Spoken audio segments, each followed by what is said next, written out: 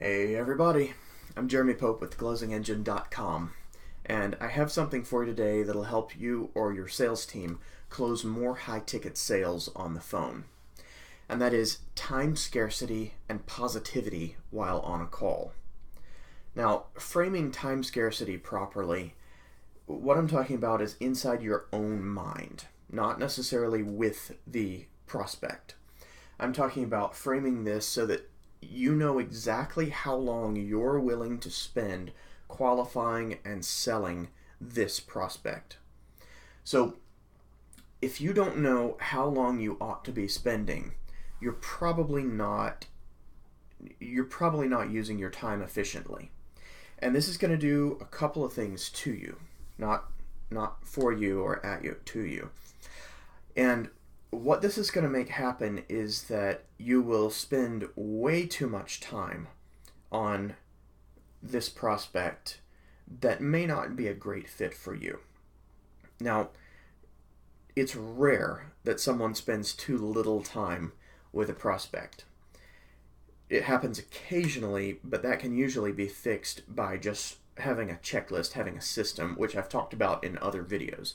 Consistency in your sales systems so that you can QA your team properly, or so that you can QA yourself properly and make sure that you're on point for every call. I do constant call QAs for people, and having a system means that I know that I can go through and check things off of a list rather than figuring out what on earth kind of approach they're using. So if you're not doing that, you need to do that for sure.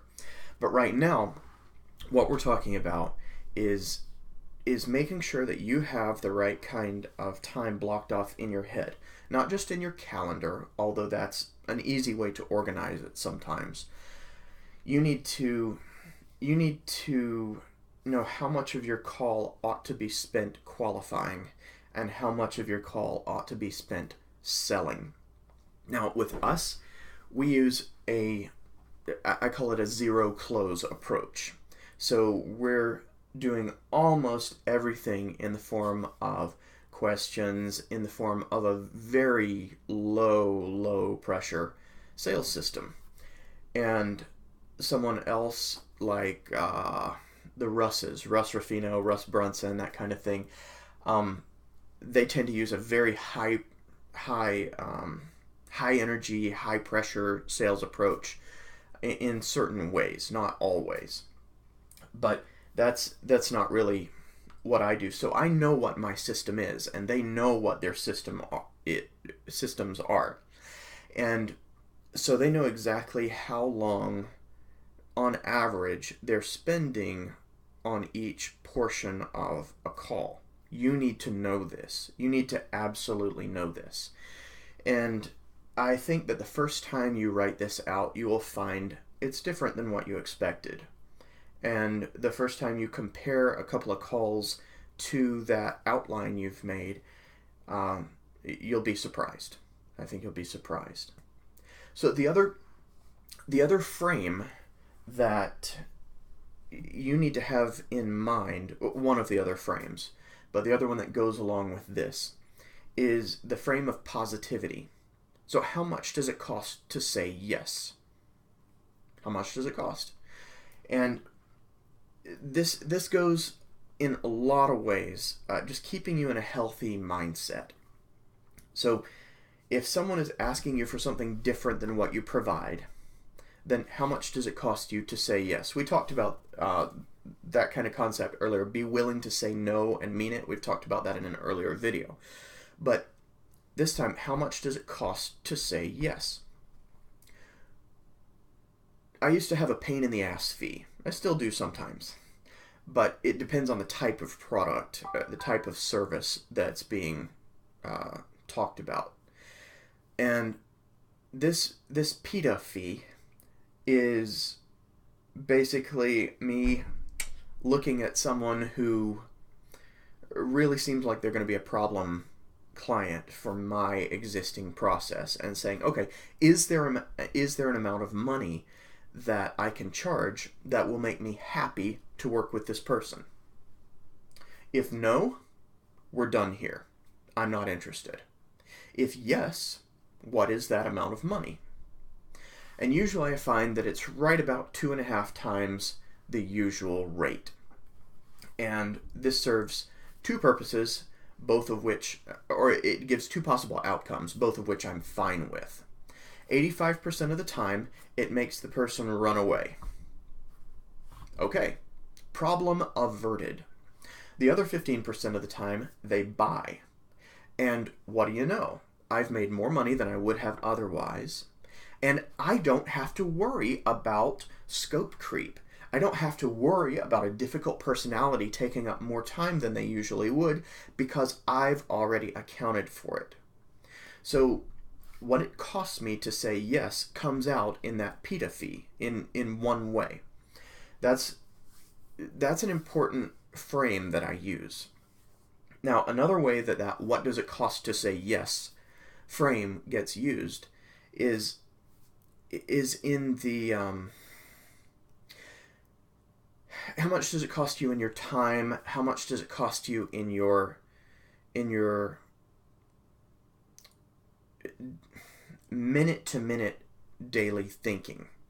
So do you have to switch contexts dramatically to say yes to this? Does this pull you off of your main thing? I've got a dear friend, a chiropractor buddy, who talks about keeping the main thing. And I respect that tremendously. And that's something that I've had a great deal of trouble with over the years, and you may have too. But it's absolutely vital. Keeping the main thing is it's just one of these things that will allow you to propel yourself much faster, much more cleanly than if you're trying to do two things at once. You can never make an arrow hit two targets side by side. You can take an arrow out of a target that you've hit once and then shoot it at another target afterwards. But multitasking is not really a thing. The scientists have learned in the past 10, 15 years that multitasking is largely a myth in the way that we talk about it in the popular culture. So stick with the one thing. Stick with the main thing. Gary Keller, The One Thing, of Keller Williams Realty. He talks about this concept in another way, the one thing. But keeping the main thing, the one thing, it's all the same thing. Stay focused on one issue. Stay focused on one thing at a time. Now, the other ways that the price of yes comes out is in being willing to say yes to a client. And this is something that is most often honored in the absence. You'll probably have experienced this most of the time in bad customer service interactions. And this is so when you say,